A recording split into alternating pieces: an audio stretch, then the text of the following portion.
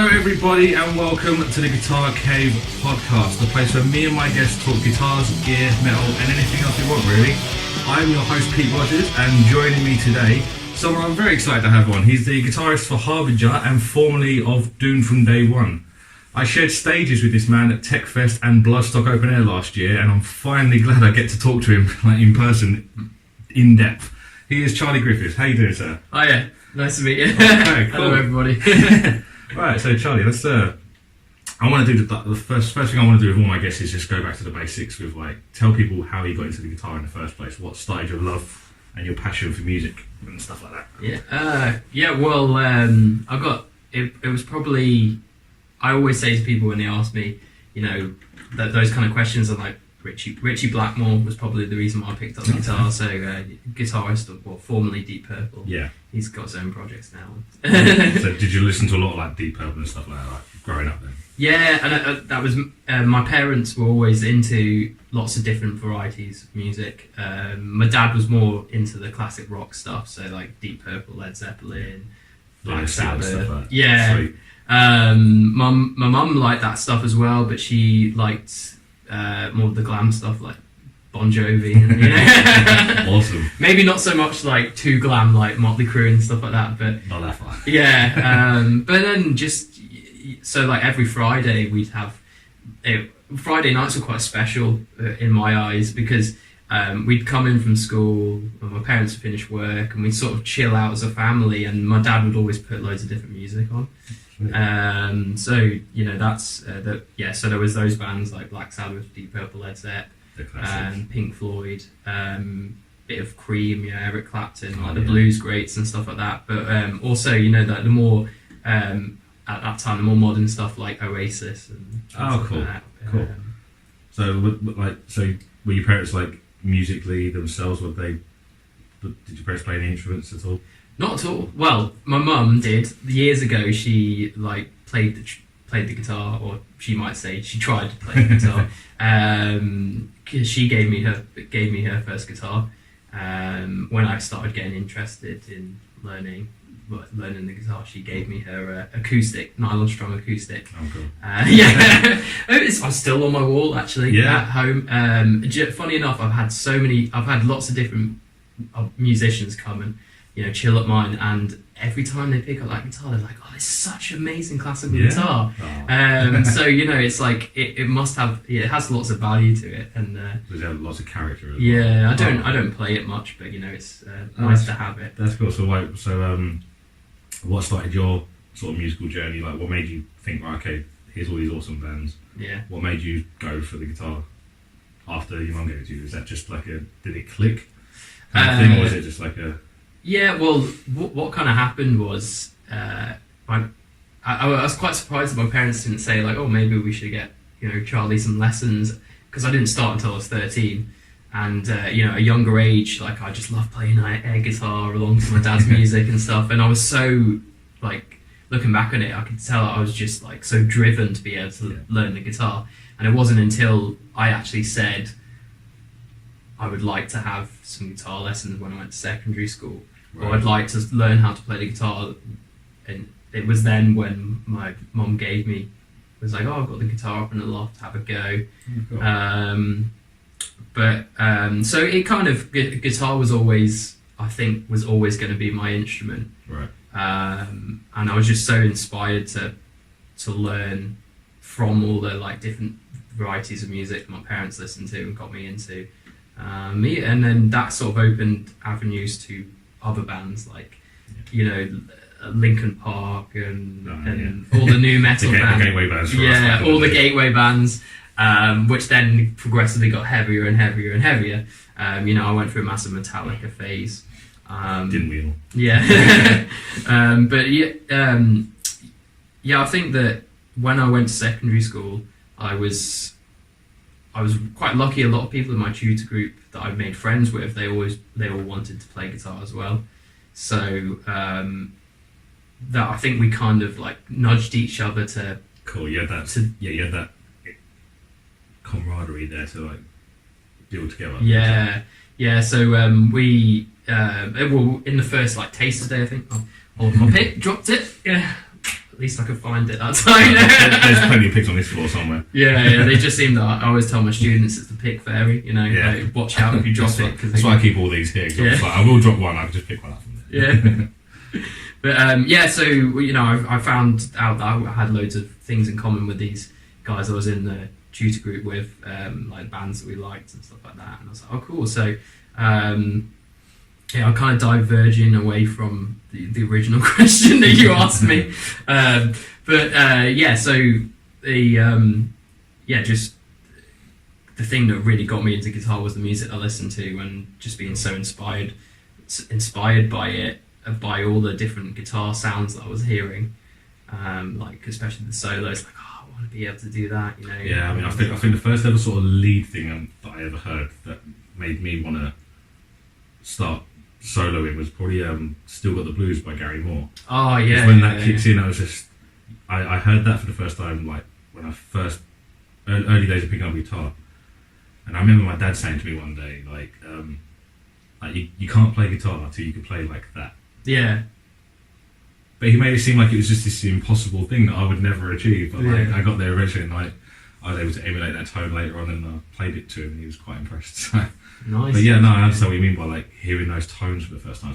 Sometimes they're quite wow, and it is quite amazing. Like sometimes you might hear something in the early days that you think you will never be able to play. Yeah. I think everyone goes through that, and that's what, I don't know about you, but maybe that's what drove me a little bit more to play guitar. Yeah. More and more, or as much as I could, so I could try and get as close to that sound as I could and make those sounds. Because I remember like the early days of me playing guitar, when I first started using distortion, it all kind of went backwards for me. Like I was learning to play guitar clean, I was just playing songs with chords, and then when it started, I had a little practice amp that had the worst distortion ever. Yeah, they're still about mine. I know. But I felt like my guitar playing went back like a whole year when I first started playing distortion, because everything I was playing sounded terrible. Absolutely terrible. Yeah. I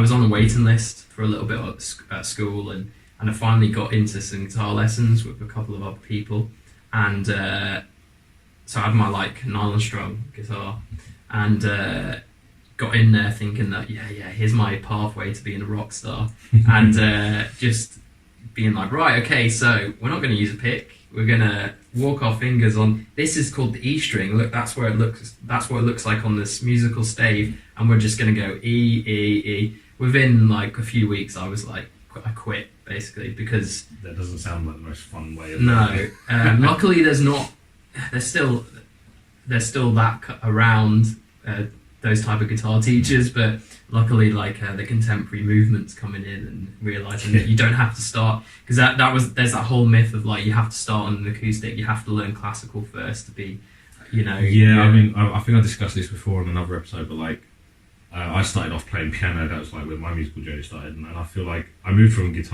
piano to guitar because I felt like I was getting bored, and because I was taking piano lessons on the regular. Yeah. I didn't feel like I was free to do my own thing on the piano. I was just getting. I mean, I look back on it now, and I kind of maybe regret stopping playing piano when I did. Yeah. But I was kind of being made to learn like the classicals, like the Foley's, or the Sonata, or the Entertainer, like ragtime songs. And I'm just like, this isn't what I want to play. Anything that I would take to my teacher to want to learn or be taught, he wouldn't teach me that to do. Yeah, you have to learn this first. Yeah, and then, like, by the time I was like, sort of like old enough to sort of say to myself, like, hey, you could do that on your own if you want. There's nothing stopping you going off and learning that song. I was already tired of the piano, so I wanted to learn guitar because it was new, it was exciting, and I was getting into, like you said, bands like Linkin Park. Yeah. With all that heavy sound. So yeah, I kind of see where you mean. Like, I think a lot of kids, when they're being taught, can get bored of it if they're not being allowed to express themselves all the time. Yeah, 100%. Totally, that's what I feel anyway. That's something that I learned from lessons anyway. Some kids might be fine with that, but yeah, I think you've got to tread the line quite carefully and just make sure people are expressing themselves while being taught the fundamentals at the same time. So yeah, like after that,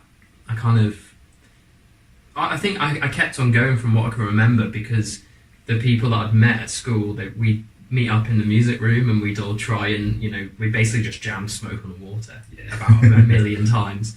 And some of them were like experimented a bit with the drums, and eventually I went round like a family friend's house, and he had an old guitar, and he had this new guitar, and he was showing me, oh yeah, like my guitar teacher's taught me this, like Nirvana, Smells Like Teen Spirit, a bit of Oasis, and I was like, oh my god, like I thought you weren't allowed to do that. He's like, no, my guitar teacher just, and so that was just like, to walk yeah. So I ended up buying his older guitar off him, and then just teaching myself for a long time. Sweet. Was that like your first electric then? Yeah. Oh, sweet. So from there, I was just teaching myself all the riffs I wanted to learn and stuff like that. Attempting solos, but I tend to shy away from that because it was harder, and I was like, I can play the riffs. So I'll just learn the riffs and stuff. What guitar was that you bought him? It was a vintage, like Stratocaster, basically. Oh. Yeah. It was funny. Like you could talk through the pickups. You'd sound like a robot. They were so like I think so. I can't remember why. I remember reading up while watching a video on why some pickups you can talk through them. Like it actually picks up your voice. But yeah, it was quite funny. I remember seeing Paul Gilbert do that once. I think he had a song called "Get Off My Yard" or something like that, and that's what he would do. He'd finish shredding, and he would just put the guitar, "Get Off My Yard" into the pickup. Yeah. That was the name of the song. And I remember like first time I saw that, I came into like my bedroom at the time, and I just picked up all my guitars. I was like, why are none of mine doing this? Maybe it's like a type of a type pickup. Maybe like it's got to be like something to do with the resonance or what's going on. I don't know. It's a shame. I sold that. Like I was a bit unlike many guitarists. If I had a new guitar, I'd have to sell the old one. That's weird. And then now I have more guitars, but maybe not as much as some people might have. You only have as much as you need. Yeah. Well, that's a good little segue into like the guitars you bought with you. So you say that guitar was a Strat, and you bought a Strat with you. So, yeah. So this is my Fender Stratocaster. It's an American Strat. It's a 98, I think. I looked up the serial number, and I think it's 98. When did you pick this one up? This is nice, man. Yeah, it's in great condition. I'm not a massive fan of normal Strats, but I really wanted one just for like the tonal capabilities. Right. Like I love how like you can get such a broad range out of it, like funky sound. Especially with the single core sound. Yeah. That sort of stuff. But I got it when I was studying at ACM. Probably, which is why I got it as well, because every week we were learning a different song to play at a live performance workshop. Okay. And so there were so many different styles of music. I was like, I want an all-round guitar, and I felt like the Strat would kind of give me that, which it did. It was great. But I think I got it back in maybe 2012 or 2011. Cool. But the funny thing is that I don't think I bought it off a friend. And there was two of them that looked identical, looked like this, and I tried both of them, and both of them felt completely different. Right. Like one of them was like, no, that's why I don't like Strats. And then I picked up this one, I was like, oh, this feels really nice to play. They're both going for £250. Nice. And that's a proper Fender US Strat. That's good. I always say to people like, how much do you think it's worth? And they say like $1,000 or something. I was like, I got it for $250. But yes, it had the sort of like chrome bridge saddles, which I really liked. Because I don't like the normal ones. They kind of spike your hand a bit, like when you play. Yeah, I feel that with my first guitar. I had a PV Raptor, which was modelled off a normal Fender Strat. Yeah. And the cuts on my hands there was all the time, yeah. especially when I was learning to palm mute. Yeah. I recently put in some like just Fender locking. Yeah, I was going to say, because they did look quite new. Yeah. And I put in some of those because I got some on my other guitar, and I was like, yeah, that's a good idea. Yeah, I enjoy playing it. This guitar and my other one do feel like quite different. It's very weird, like the bridge pickup. So like on the bridge pickup, it's quite a hot single coil pickup. It's got quite a lot of grit to it. Yeah. Whereas a lot of Strats I found like the bridge pickup just sounds very like thin.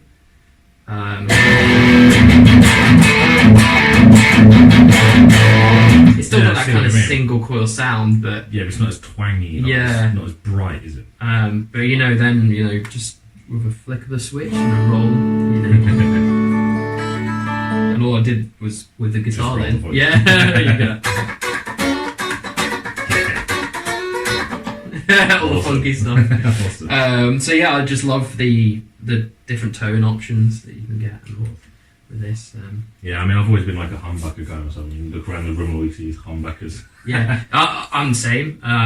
It was just that, just Strat, get it. I did originally think, oh, maybe I'll get like one of those, what do they call them, like the double-railed single coils. Oh yeah, I know the one. Yeah, they're basically like a squished humbucker, aren't they? Yeah, so in the bridge, but I was like, I just don't feel like I need it. Alright, let's move on to the other guitar you got. Yeah. So like the bad boy.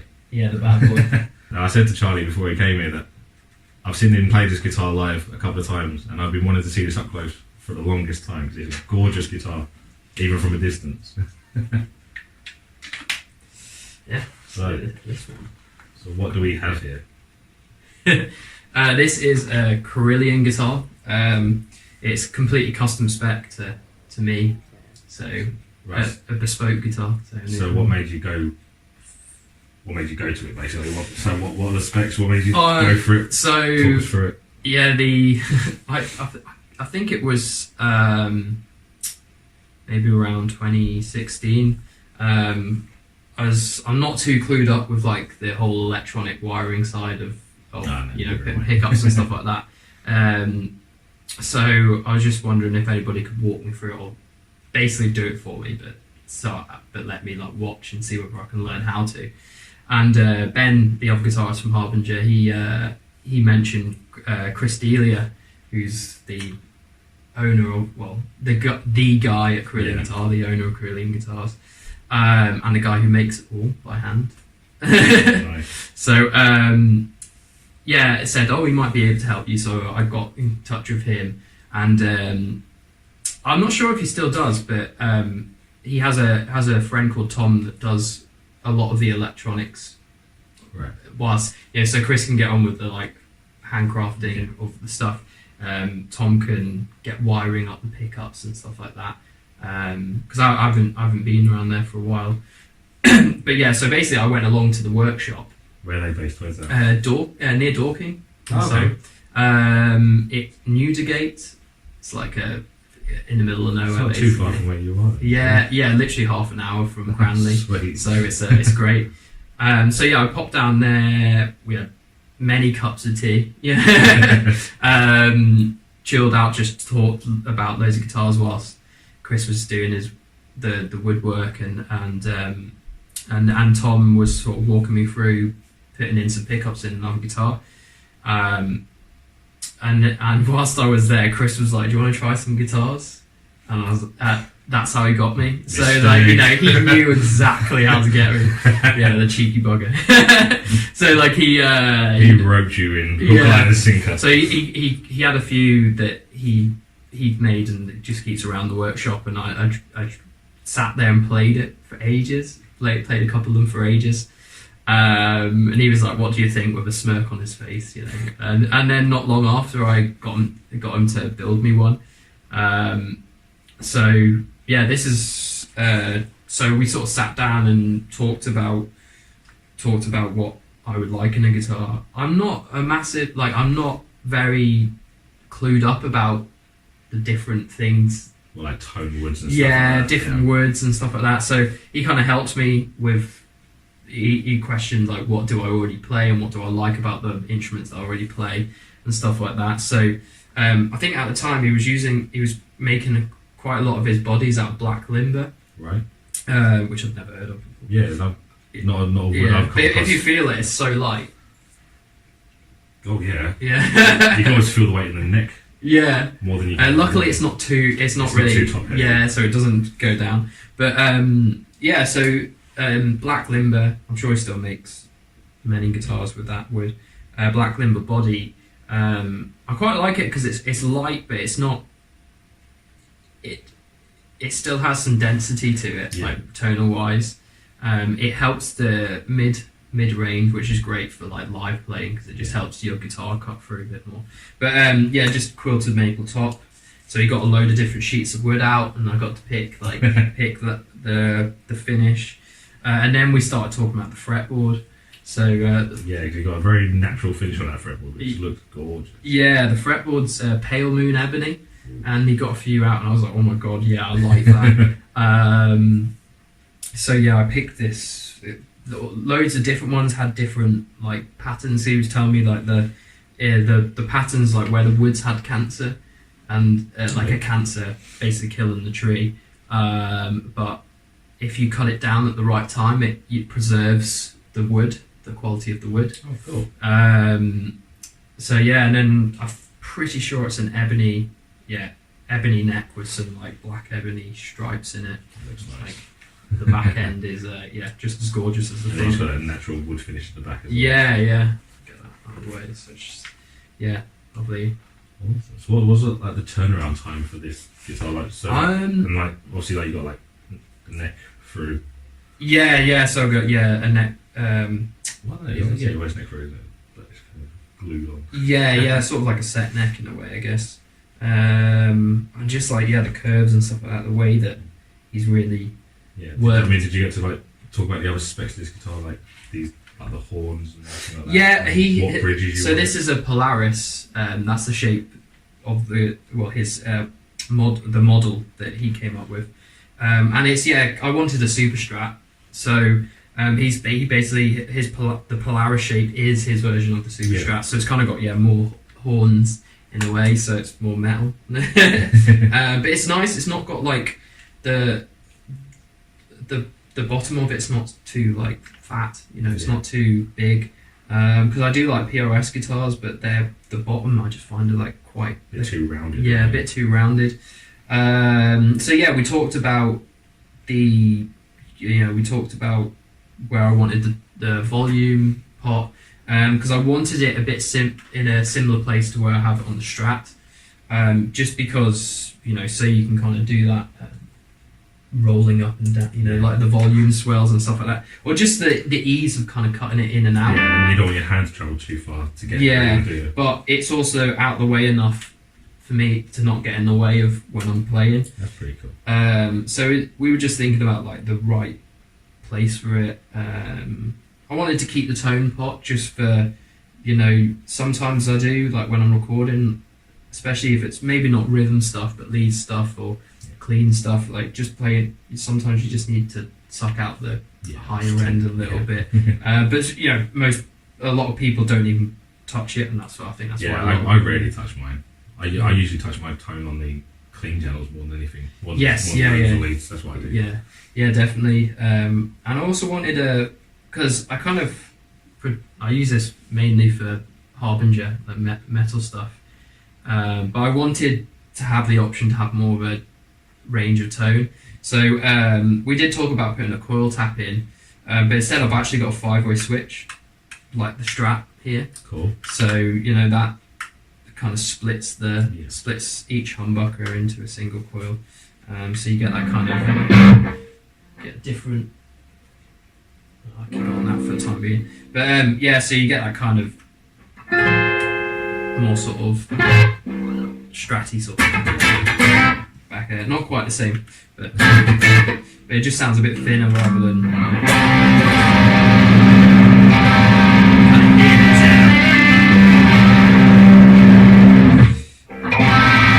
it sounds quite thin in the middle as well. So just some more tonal options, and I got to pick like what way I wanted the headstock, and so I went for the upside down. Yeah, the reverse headstock, the correct ones. Yeah. The reverse headstocks look so much cooler. I reckon.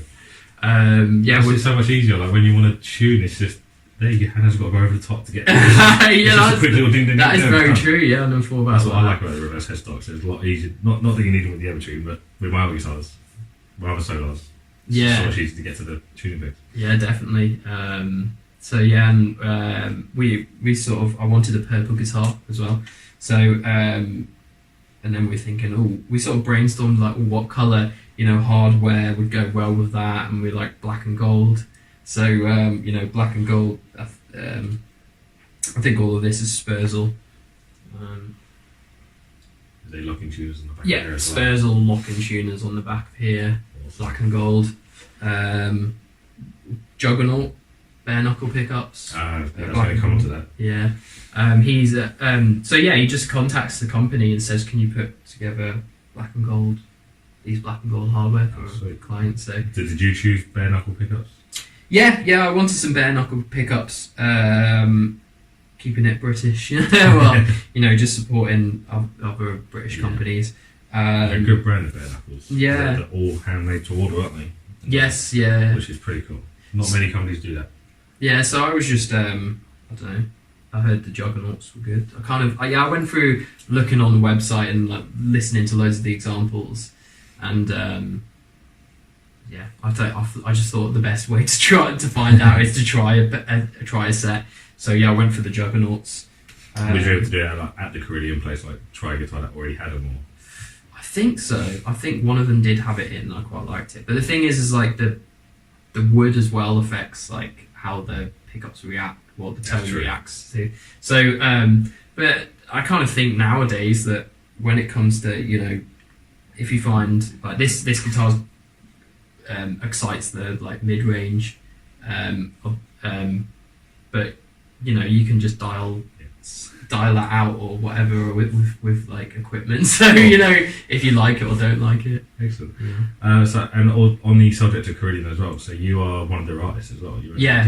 How'd that come around? Did that come around with like while you were there getting a guitar made, or did that come by later? Or it came later. So I just joined Harbinger. So Harbinger started around the end of 2015, and they were looking for another guitarist.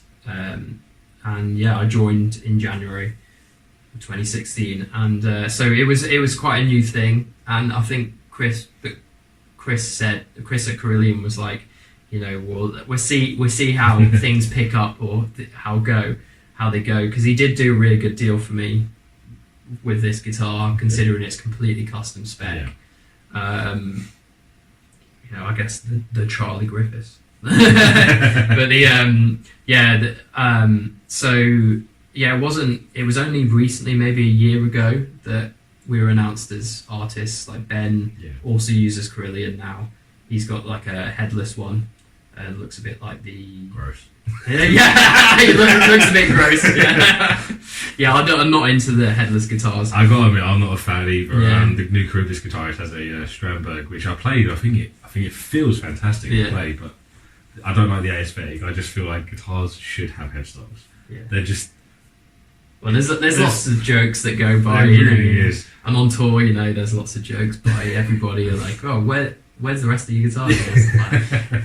But yeah, it's still a really nice. It's a lovely instrument. I think it's called the Plagueis.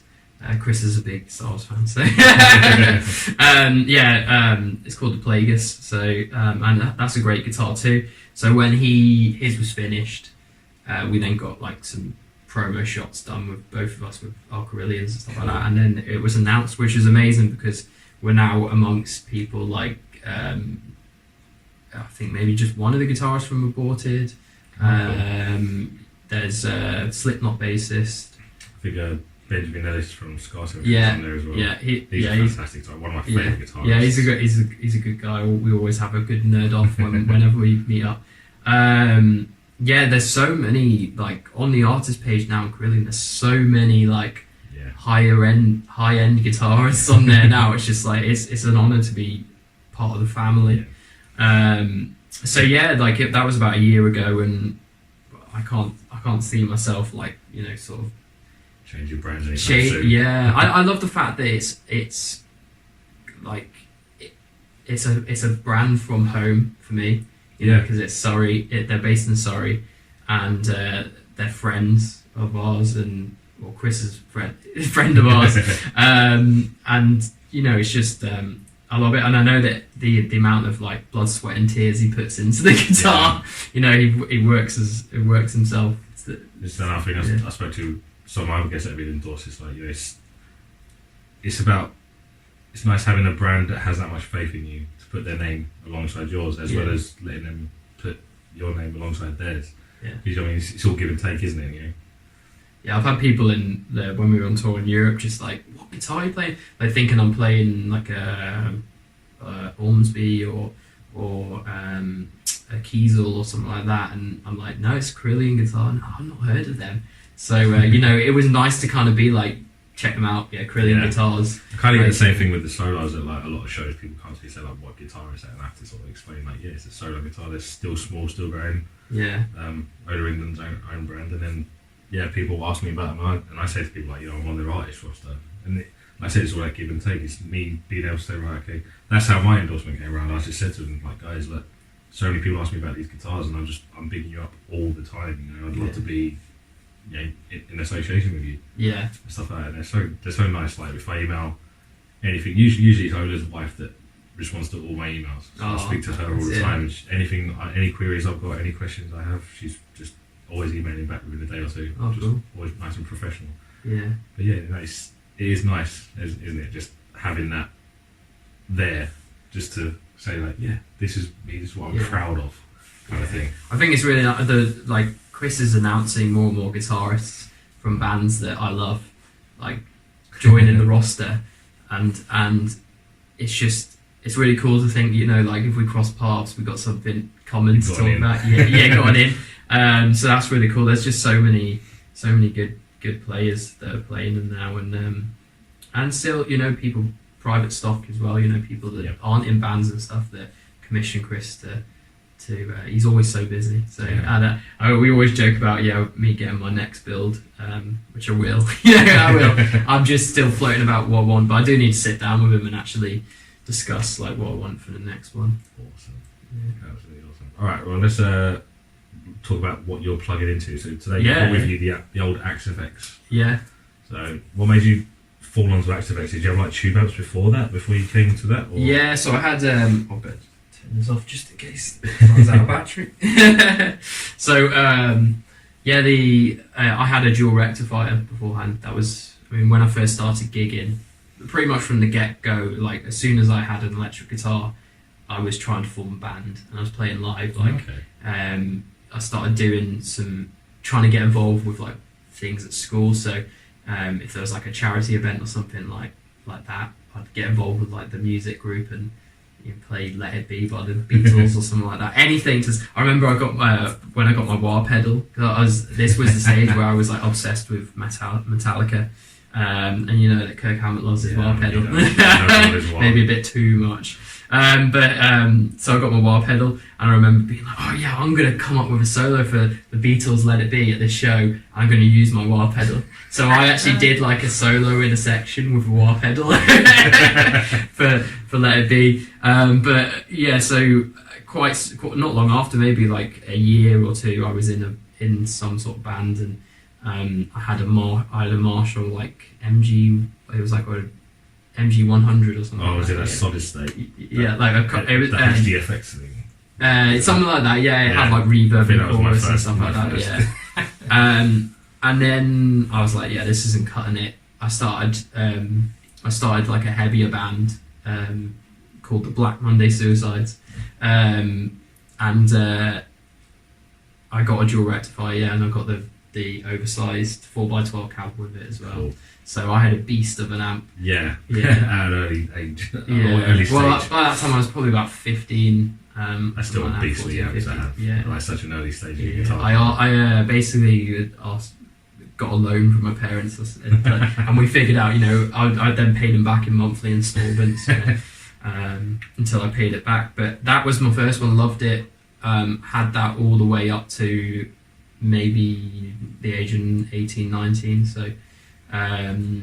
Which was when I was in Doom from day one. So I did quite a few gigs first with the dual rec, Doom from day one. Cool. But I still, maybe not so much now, but I was obsessed with Between the Buried and Me. I still love that band. But they were all using, I loved all the different variety of music that they were bringing into their sound and the different tones. And I was just like, what on earth are these guys using? I haven't listened to a lot of them myself, but I've checked out a few. What's that album with the guy that's kind of floating? Oh, Coma Ecliptic. That album I've listened to, not for a long time, but yeah. I'd say that if you're going to try and get into them, either listen to The Great Misdirect or The Parallax 2. Right. I think they're good. I'll check them out later. Yeah, there's some like heavier elements in those albums. They got some quite nice like long melodic solo sections, isn't there? There's what's the song, Selkies or something like that? Yeah, oh yeah. It's got like awesome solo in it. Yeah. And I'm like, I need to check that out. That's I haven't listened to it probably in such a long time. Yeah, no, that's a great song. So yeah, and I discovered they were using Axe Effects, and then I was also listening to bands like Periphery, Tesseract, and stuff like that. And the Axe Effects thing, it'd been out for a long time, but I was just discovering it. So I was like, I really need to get one of these. And so I think October 2015, I bought an Axe Effects, and I'd sadly sold my dual rectifier, and eventually sold the oversized cab. Right. But I don't miss it, I always think like now I could, if I wanted to, I'd buy the dual rectifier just to have, but maybe one day I'll have it just to sit in the corner. As a doorstop. Yeah.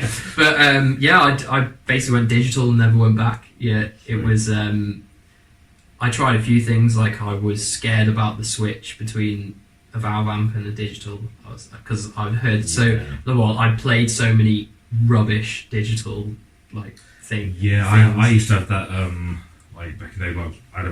Because I didn't have like tons of money at all, so I used to have one of those Line 6 Bogner heads. Which is like a tube amp. It had like lots of like digital presets like saved into it. Yeah, I know which one you're. And that's why I kind of got rid of it after a couple of years, because that was my first tube amp, so I was really excited. But after a while, I started realising, especially when I would hear footage back of myself playing, you could hear the digital parts really coming through the tone. Yeah. And you could never get rid of it 100%. It never went away. You could find good tones on there, and it was great, but I knew I didn't want to record with it.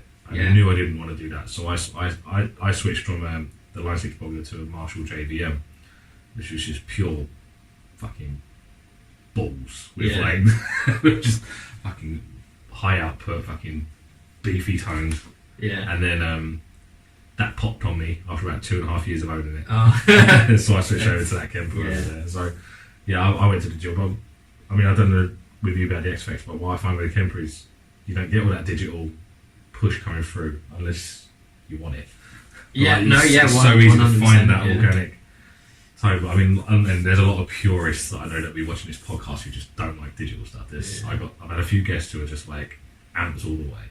Axe Effects and Kempers can fuck off. Yeah. But like, I find Axe Effects just, especially with your one, because like I've seen you guys live a couple of times now, and Harbinger is like one of my favourite tones live. So when I saw you guys at Tech Fest, like everything comes through so well with you guys. I find especially when you guys are soloing, like the solos just they cut through, and you can still hear what the rhythm guitar's doing, but just at the perfect volume. Do you guys do a lot of like tone testing in like your rehearsals and stuff? Do you like really go into a lot of detail? Because I'm probably guilty of not doing it. I just find the tone that I like and I'll go ramp that up. There we go. Yeah. Done it. Well, definitely a lot more now. So we were, when it comes to kind of like the tones and stuff like that, I sort of like tried to take control a bit when we were in rehearsal and just be like, right, discuss with the guys. I think maybe we should do this because, we'll try this in the rehearsal space because if we can set up exactly how we would live and get a great sound, then hopefully it will translate. Obviously, I know the room changes everything and stuff like that. But if you can have a stock, you kind of want stock sort of sound, base. We've definitely been experimenting a bit more, but I think to start off with, no, we didn't at all. So, and I think maybe the reason why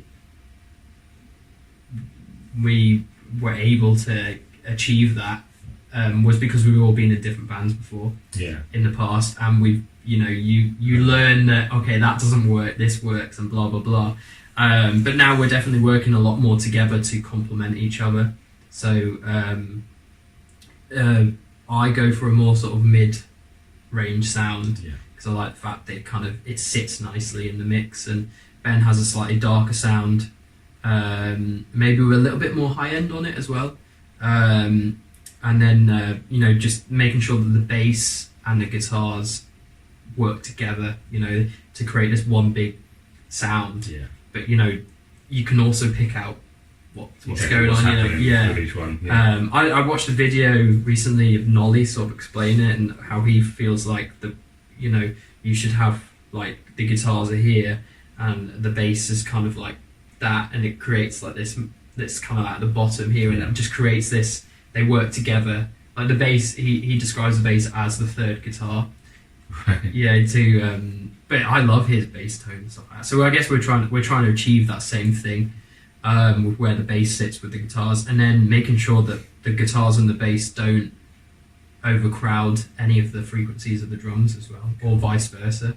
So so we do a lot of that. Like when it comes to solos and stuff, somebody will say, like, "Oh, that was maybe a bit too loud," or it'd be maybe that lead tone needs to be a little bit higher, and so we're just doing those adjustments and stuff like that.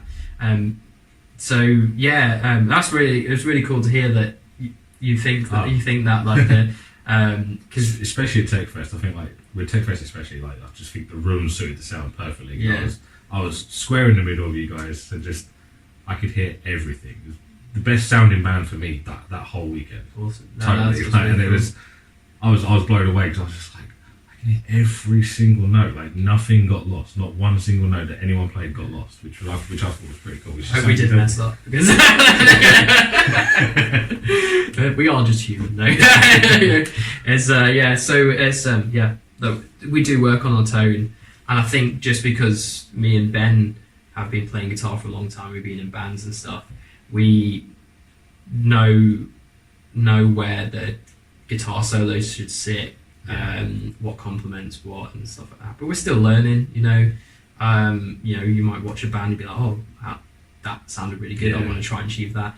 I think at the moment we feel happy where the guitars sit with the drums, and we are just working a bit with our bass player Chris to make sure that the bass is sitting in the right place. But it's all a learning curve, isn't it? And he's only a bass player. He can just do as he's told. He'll watch this and be like, "Hey, screw you." Right. So what's the setup you got with you today? So you've got the aspects in that massive rack. So this is your live setup. Yeah. So some people might watch this and be like, "What's the point of having this in that rack when you've got all this space?" So I know I mentioned it to you earlier, but just for anybody watching, this space is where all the Ben's Kemper goes, and also the bass head will sit fixed into like a rack shelf, and then there's one more. This is our wireless in-ears transmitters. There is one more that goes in there, which is Ben's, because he also uses it in his other band, Bound and Fear. So he takes it home with him. So this would be. But down the bottom is my rig. We've got Axe FX 2. And just above that's the Matrix GT 1000 FX. That's when we play live, it's back up really, because we're all on in-ears. We don't usually go through cabs. Yeah. So that's there just in case the in-ears fail. So the Kemper and the Axe FX can go through that because it's a stereo power amp. Cool. So what made you go for all the in-ear monitor setups? Because it's just I'd say bands maybe at our level, it's not usual go-to thing straight away. Yeah. But we've been doing, so Harbinger's been gigging since I think November 2015. So we've had a little while now to work on our live setup, and we're all about efficiency.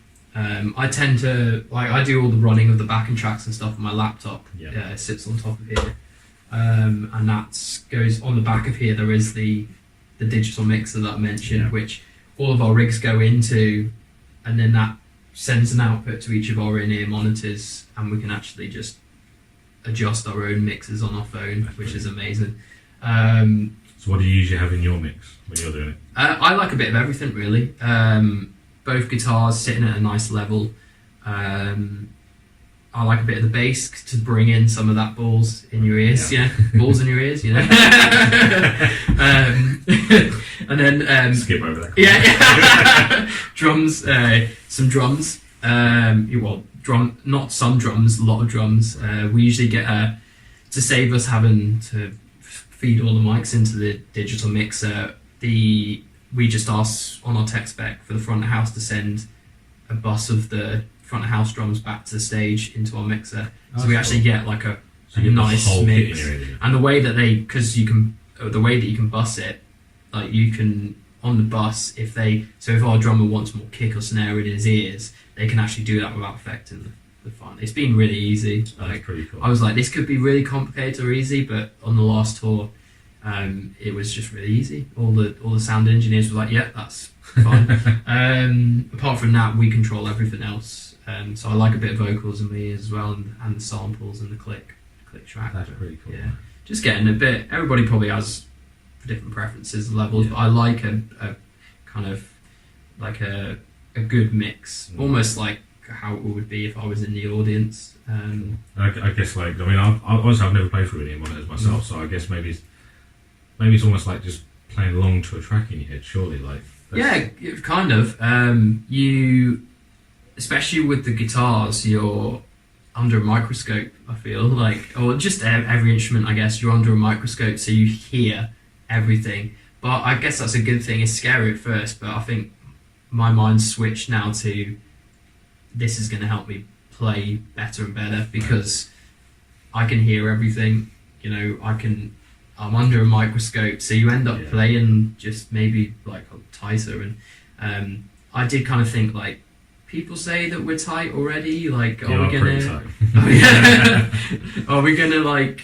Is it gonna make much difference? And it does. Like, as soon as you're you can hear everybody in your ears, and you've got the click track there. There's something like magical that happens. You feel like a locked unit. It's a bizarre thing. Like, I just feel like we're just so together now. We're more of a unit than we ever have been before. And the last tour we had a deck bassist in. Do you know Ivion? Ivion Sweet? No, I don't. He plays for a band called Archeon, but he was in Doom from day one with me, and so he filled in for our bassist that was just taking a little bit of time off from touring, but he's back with us now. And even with a deck guy in and a deck vocalist as well, it was just it was still fine. Were they okay, like coming into Harbinger and just go straight with these in one of the setups? Ivion uses them with his band. Jack, who was depping for us vocals wise, he said I think he's used them before, but yeah, he was fine. It was a bit of a learning curve because it was the first tour that we used the in-ear monitor rig, but it was all fine. It all went so smoothly, had no problems and stuff. Excellent. I mean, do you ever take them out during sound check to make sure like the sound going out to the crowd is what you're hearing, or do you know what you're hearing in your ears is what everyone else is hearing? Well, the thing that we're hearing in our ears isn't controlled at all by the front of house. It's all us controlling it. So it's like what you call a closed unit. So you got to kind of just trust the sound. Trust the sound. But the venue, your solos coming through. Yeah, but the venue. Well, that's the thing. Like, we make sure that our solos are like a couple of dB. Yeah. Our solo tones are like a couple of dB above the rhythm guitars, so they sit right. Yeah. Or like if we've got any ambient lead stuff that we're doing, that making sure that they sit there. And that's stuff that we would do in rehearsal. Yeah. Which is why I think our solos cut through, because we've worked on just making sure that they are. Boost. Yeah. And we've had some compliments from sound guys as well, which is good. So, they said like, yeah, I love that your solo is just the right volume, and that's good. I guess the other cool thing about it is you don't lose anything like with the stage sound either, because I mean sometimes I get a bit overexcited when I'm playing, and like there'll be like sections of songs that I want to like headbang to, but I can't always do it because if I headbang I kind of lose the snare. Yeah, okay. Because I'll either like come out of where my monitor's kind of, or if the drums are close enough, and I'll lose the snare, and I will lose the count completely. Yeah. I've done it before, I've been like, oh, I'm going mental.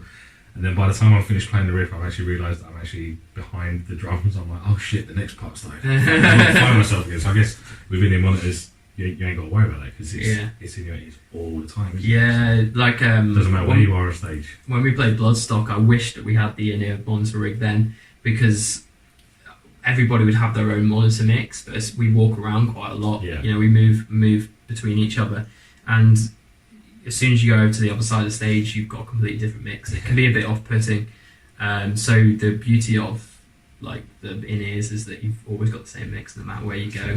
And we like to move as well, like we like to get low, we like to headbang, and so it's so it's been great. Like it's really helped us not just like be more of a unit, but also just the efficiency, like because I had to set up like the interface and the laptop and then also my rig. I was always like, how can I do this as efficiently as possible? And now with this, it's even more efficient, and it's great. Like as soon as we get in, like on the last tour we did with Necrogoblicon, when we get to the venue, we didn't always have a sound check. Yeah. So I'd get to the venue once Necro had finished sound checking. I'd talk to the sound engineer, say this is give him our tech spec, running through it, and it was literally he just handed me some XLRs. I said, yeah, this is this. Done.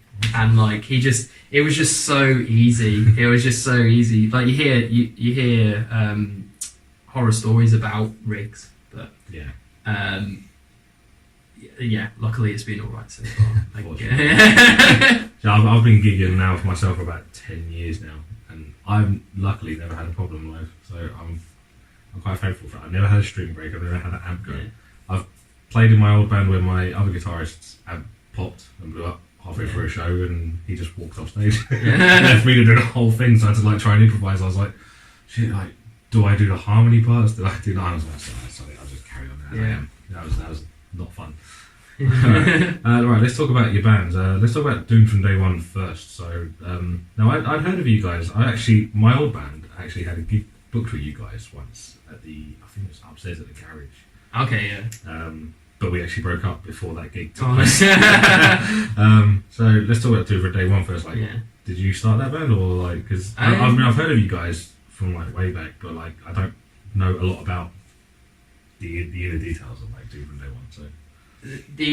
So I started at ACM in Guildford, Academy of Contemporary Music, in 2009, and straight away I wanted to be in another band because like I'd moved away from home, and I was like, I need to get playing live again. So I met some different people, jammed with them, and some clicked, some didn't, but the actual first version of Doom from Day One was this guy that I tried for vocals in a band that I was trying to put together, which didn't work out, contacted me again and being like, I'm jamming with some people, I'm putting this band together, and that's where I first met Ivion, who played bass, and then the other guitarist of Doom from Day One was also called Charlie. I met him for the first time. He was actually on my course, but we were in different like lectures and stuff like that, so we hadn't properly met yet. Right. And there was a few other people, so we went to that jam. Like the guy got us to learn, he'd written a song, and we basically learned it. Right. And he got us to learn Composure by August Burns Red. Oh, cool. Yeah, that was quite cool, quite challenging. So yeah, we got there, we jammed that, and he wasn't really feeling like the drummer, so I met a guy that was wearing the the Death Lorate Black Dahlia Murder, like exactly that one of the poster on your wall. Not that they can see that, but he was wearing that, so I started a conversation with him, and and he was a drummer, so long story short, told the guy like, I knew somebody, so we got him in, and that we started to form some chemistry. Cool. And then there was there's a band coming together, and then that Christmas, the guy who put us together, he was doing vocals. He was like, I don't really want to be a vocalist anymore. I just want to play guitar. So yeah, I'm not gonna. But the rest of us have started becoming good friends. And Jamie, the drummer, was he said, I know a guy that wants to start doing these kind of vocals. Should we get him in? And so we did that. And the guy was a guy called Sean Scott. He's now the bassist of Creeper. Okay. You know, the name rings a bell. Yeah, they're like they're rock stars now. You know, they're huge. But yeah, like so, which is kind of why. I'll get into why Doom Day One isn't really a thing anymore. But so we were basically got him to come along. I think we jammed My Fears Become Phobias by As Blood Runs Black. Okay. So we practiced that, and we were like, yeah, cool, we were in. And then that was Doom for Day One. So we started writing stuff together, and of course, you guys were around on the scene for a few years, weren't you? Yeah. So it got to like maybe halfway through, because we sort of ceased things around 2015, like mid 2015. Basically because the chemistry had just died. Like, yeah, a lot of me and Sean were doing a lot of the, like, I guess the admin side of the band stuff. Not that the young guys didn't want to, like, we just sort of took the reins of that. Yeah, I feel like that's a lot of things with like some bands. It's not that other members don't want to do that work. It's just some members kind of just take it on naturally. Yeah. Like they really do. I did it with my old band. I kind of just took on everything with that side, all the emails, all the social networking. I was just like, hey, you guys, fuck off, leave it alone. I'll do it. But it wasn't because I didn't want them doing it, and it's not because they didn't want to. It's just it kind of felt that way. Yeah. Sometimes it's easier. Yeah. But we got things in like Griffiths, like Mitch kind of handles the financial side of it, Yeah. And everyone's got their own little thing that they deal with. And if anyone needs help with anything, they'll say like, yeah, can you do this? And okay, cool, we'll do it. Yeah, look, that's it. Yeah, that was kind of how it was. And so when Sean left, I think it was 2015, 2014, something like that. He left because, well, he told us that he was joining this band because originally he was a bassist, and he was joining this sort of like punk band. He still wanted to do Doom for Day One, but then they started exploding, and then he's like, I just can't, like, I've got to prioritise one or the other, and we completely understood. Oh yeah. So we had the drive to try and find a new vocalist, but we just couldn't find somebody that suited it, and I think as well we were a bit confused of where we wanted to take the sound, because it was kind of like progressive. We sort of said we were progressive death metal, and I think we were a bit confused of where we wanted to keep the more death metal, deathcore sound, or do we want to experiment more, do more progressive and stuff like that. So, it just died a little bit. We're all still really good friends, and cool. We did one last tour. I think it was like February 2015. And the last show, we had a friend of ours called Sam Kubrick do vocals for us. He used to be in a band called Shields. Shields. Yeah, and that was really fun, but yeah, it fizzled out. So I think maybe we were just a bit exhausted of the band as well. Cool. So that fizzled out. Some people joined other projects and stuff like that, and then I eventually saw Harbinger play a show at the end of 2015 and knew Ben really well, so said, how come you haven't got a second guitarist? And he's like, we are looking. And we got chatting. He was like, why? And because he knew I was going to say, like, I'd be up for auditioning. So yeah, and then sweet. That was Doom Day One. We released a couple of EPs, which, or on Spotify and stuff like that. And but yeah, it was time for something new, really, I think. Cool. And then so you joining Harbinger, is that like a no-brainer kind of thing? It was. I didn't really know what I was going to do. Like, I was quite heavily into running my teaching business and building that up. And I was kind of enjoying not being in a band at the time, because like going back to what I was saying, like me and Sean used to do a lot of the like behind the scenes work. Yeah. When Sean left, it was really hard for just one person to do it, and get the other guys involved. But me and Sean really lent on each other quite a lot with doing that work, and he had a lot of contacts, and so it made it a lot harder, and I think that's why I burnt out with Doom for Day One. Right. So I was kind of enjoying a bit of time off, but towards the end of the year I was like, no. Started getting antsy again. Yeah. Like, your fingers start to itch. Like, I'd literally told myself, like, my dream is to be in a band that tours the world, and writes music and releases music, and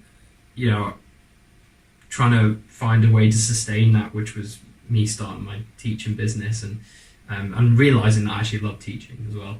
Cool. But so by the end of that, I was like kind of looking for another band, and I was doing some session work for a band called Fractions, which is like more progressive sort of a band. Yeah, I'm familiar.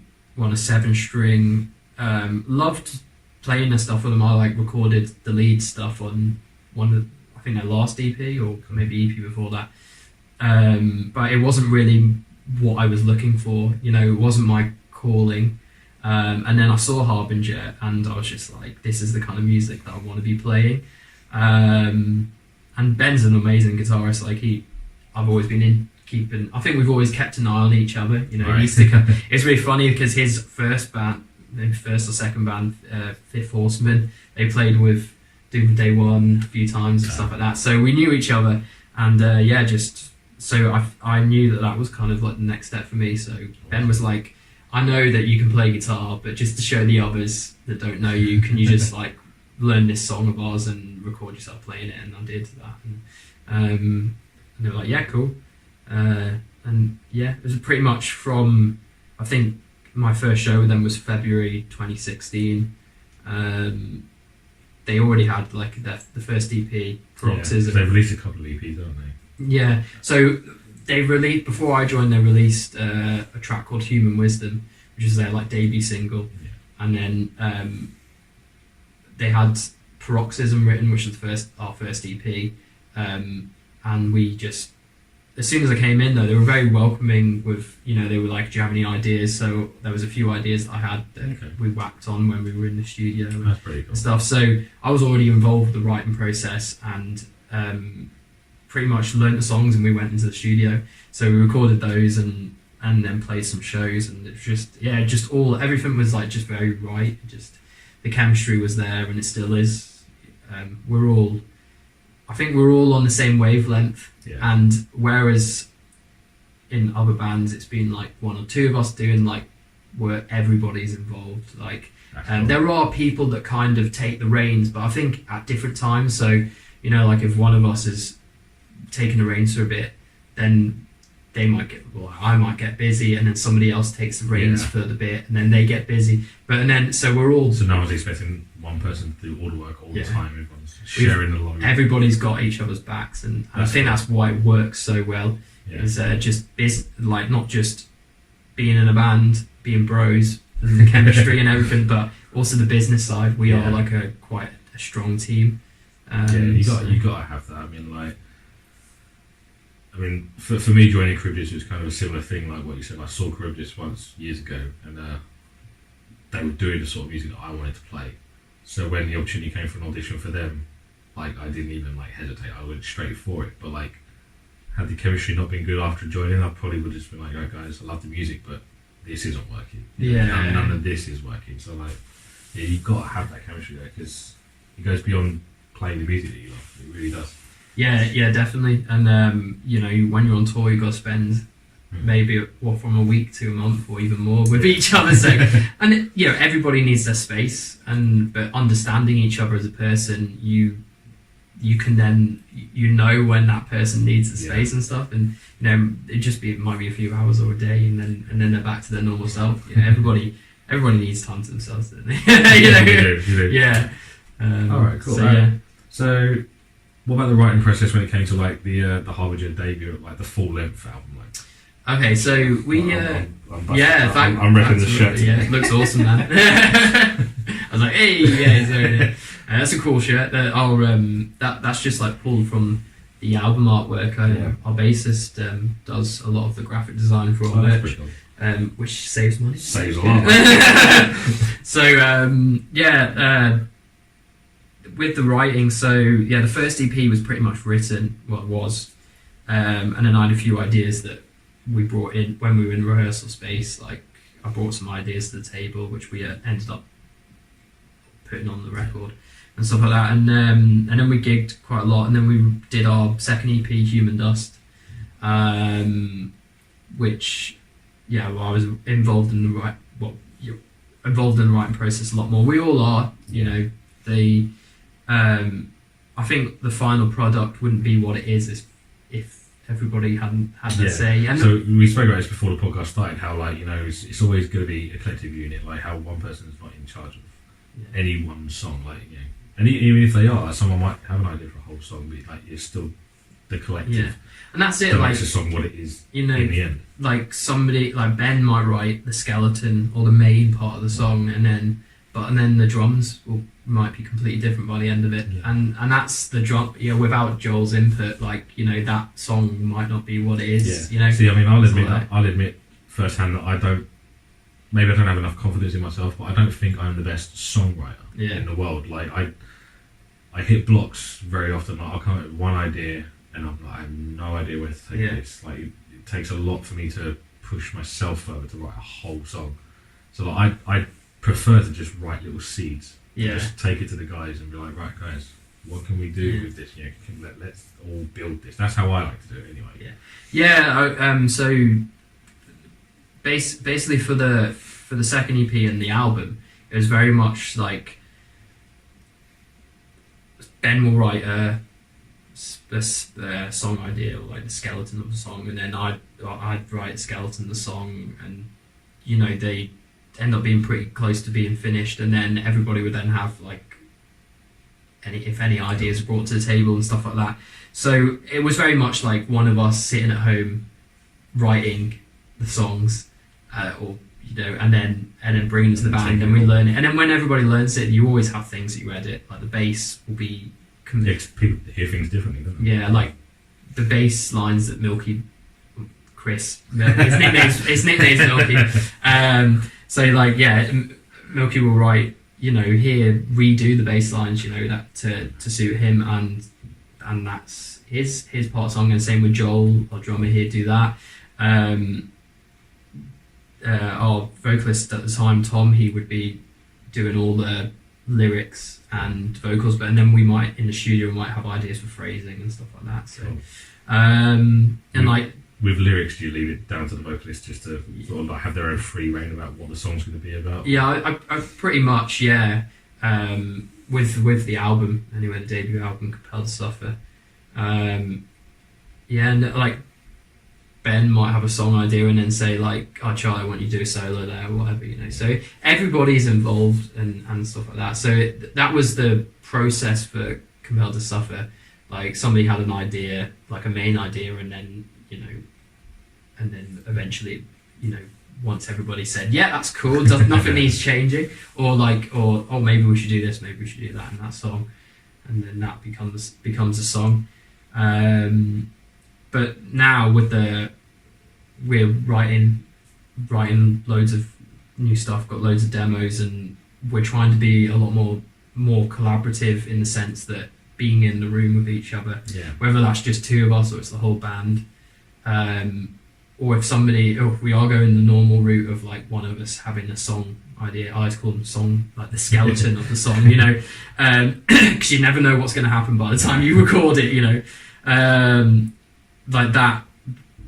If we are doing that, then we're talking about it a lot more and people, just all of us trying to be a bit more open, because I think with the next release we want to feel like it's what all of us want to be playing at that time. Like we've got a new vocalist which we haven't announced yet, Right.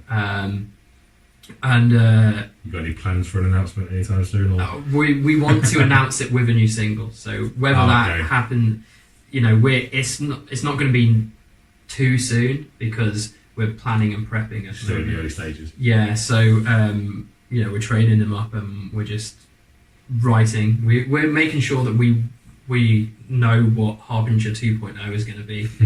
We want it. It's actually really exciting with this. Awesome. Because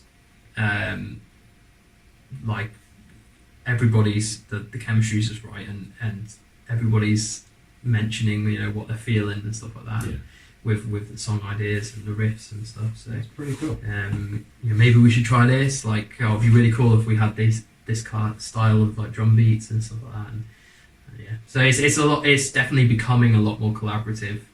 But I feel like it always has been, but more I feel so. like when you hear bands like that, you can kind of hear it in the music as well, when it's definitely more collaborative. I mean, I don't know if it's maybe because I'm close to it, but with my old band, I hear differences in the songs that one person wrote to what the collective group wrote. Yeah.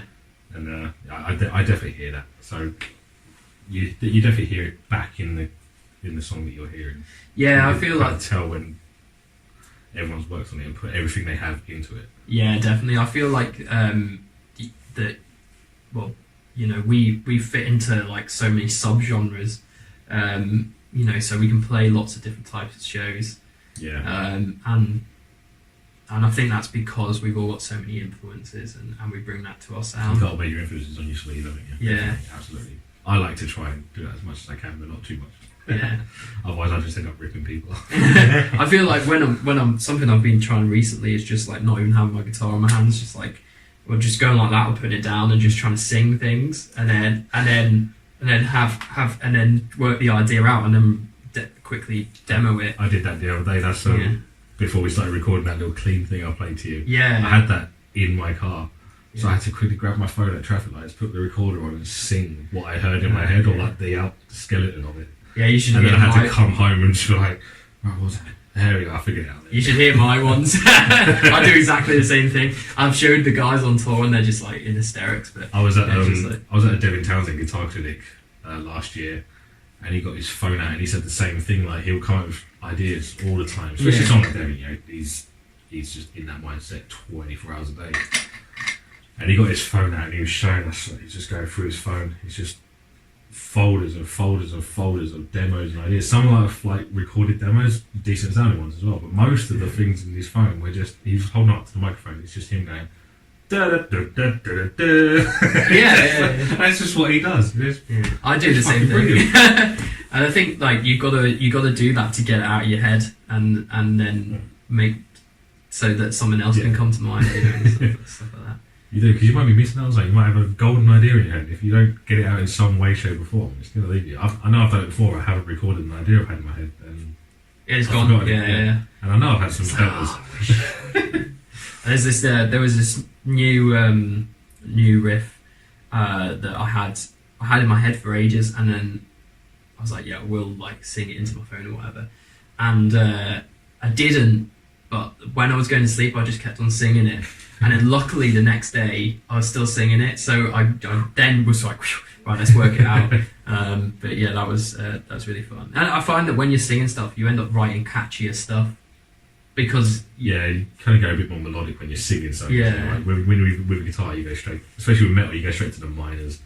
But yeah, this is still very doom and gloom when you're holding a guitar. But singing a melody, you always... a bit more melodic, yeah. So. Like I had this the riff that I had was just sort of went dun dun dun dun dun dun dun dun. I just had that dun dun dun dun, and I've turned it into a riff or like a song idea. So it's like it's very sort of Gojira sounding. Awesome. Yeah. So let's talk about your teaching business. How did that come around? How did you start that? When I was still doing my music degree, I saw a advert for a guitar tutor needed at a guitar school in Farnborough. It's called Good Old Guitar School. They're still there, I believe. That came about because I wanted to find a way that I could sustain my dream of being in a band that writes their own music, tours, writes and releases stuff. So I dabbled in a bit of session work and a bit of function band. The function band thing I kind of thought wouldn't work because I needed that freedom of being, being in another band and stuff like that. And I do some function work now, but it's very ad hoc, like here and there. But yeah, so I was like, let's try the teaching. And I kind of did a little bit of teaching just to some friends back home. I got brought up on the Isle of Man. Okay. Just in the middle of the Irish Sea. I was born in Surrey, but moved there when I was 3, and then moved back to Surrey when I was 17. Right.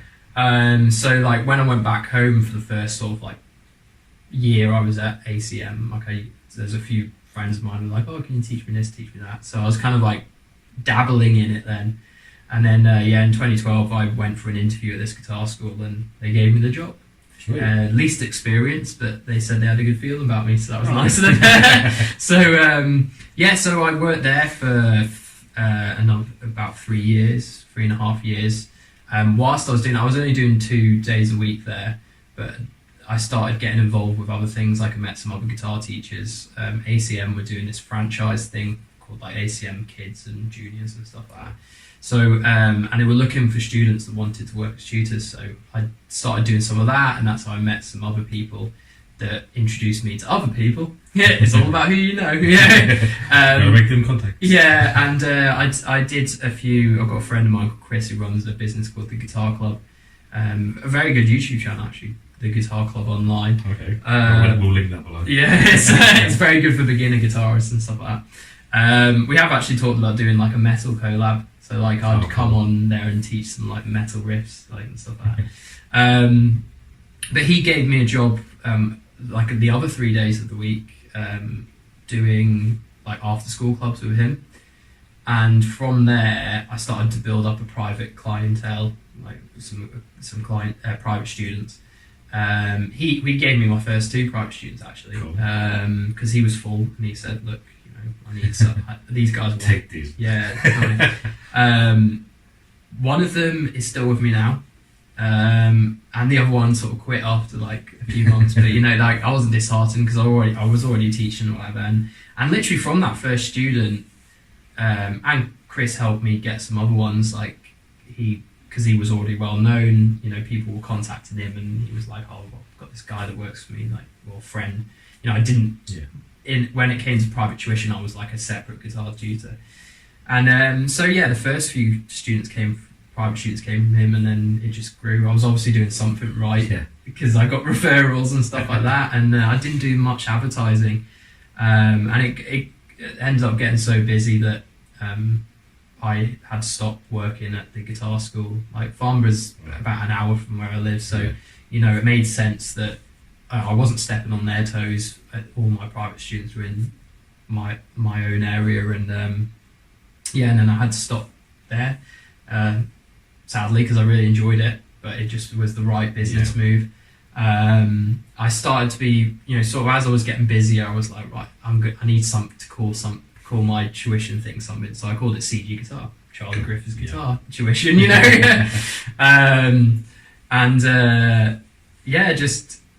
It just kept on getting busier and busier. I was driving around people's houses, and it got so busy that I was like, I want to help more people. I want to, you know, I want to help more people. So now everybody comes to me. I hire out. I've got a couple of venues, like one in the village that I live in. That's Tuesday, Thursday, Friday, and then Godalming, which is a neighbouring one, Monday, Wednesday. So and it's busy, really busy. So that's how it came about. A lot of it was through word of mouth and meeting people, and you know, working with other people that then recommended me, and which was really great. But yeah, through trying it out at the guitar school, I realised that I love teaching, like just inspiring the kids, but also had adults like that I was teaching and stuff like that. So you're teaching like all levels? Do people come to you like at intermediate levels as well, wanting to like push?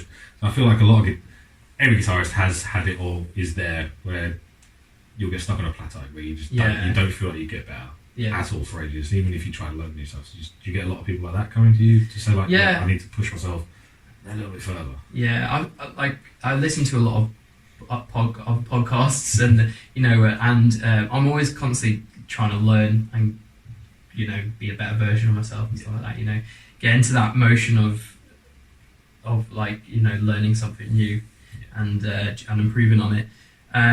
So like I've listened to a lot of guitar teacher podcasts where they've sort of said that you know maybe you should like focus on one area of teaching. So some people will create a sustainable business just from teaching young kids, or some people will just focus on adults, or they just focus on advanced players and blah blah blah. But with me it's weird. It's like everybody. Like it's just how it's fallen into place. Yeah. So I have young kids, you know, as young as 6 that have just picked up a guitar in like groups and stuff like that. We have loads of fun, and you know, and some of the students that I'm still teaching now that are teenagers, they started with me when they were 6, and which is awesome. They're becoming really good players, and I'm like, don't ever quit. I don't think they will now because they're invested in it and they love it. And then I have. You know, the teenagers now, whether they started with me as a teenager or they've started as a young kid and now they're teenagers. We also have fun in the groups as well. You know, lots of teenage banter going on. Is that a lot of what you do, like group lessons, or do you do a lot of like No, individual ones? it's a mix. So I have groups, like small groups where it's sort of 6 students max, and then I've got 2-on-1 lessons as well. But I've also got a load of 1-to-1 lessons, and I teach on Skype as well. For people that are a bit further afield. Like more recently, I've had some more adults come in. Cool. Some beginners, some intermediate, that want somebody to just help them progress further. Cool. So when you do like the group ones, especially like, so I'm curious, do you carefully select who's in the groups, like so they're all kind of on the same level, so you can all kind of teach the same thing to everyone at the same time? When I first started it was more, they were kind of around the same level. Like sometimes they're the beginner, it's lower end beginner to higher end beginner, I feel I've come up with this method where you can actually teach different levels, but as long as they're not too far away, so I'll do like a level 1 version of a song, and then if somebody's better, they'd do the level 2 version. That's pretty cool. It's quite a cool thing to do as well, if in groups, if we all start on level 1, or if they're a beginner group, start on level 1, and then those that have picked up the song really quickly, I'll be like, right, you can go on to level 2. It's a great way for them to progress, and they feel like they're kind of leverage. I always use the game like analogy, like did anybody play computer games, because most of them do these days. And imagine you're trying to get to the next level. It's music is exactly like that.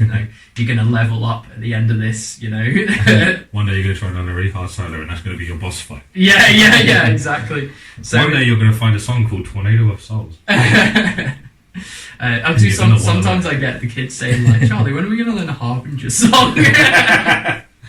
Because a lot of them do check us out, and they say like some of them are into it, and some of the kids don't understand it at the moment. Some of the parents are complaining. Yeah.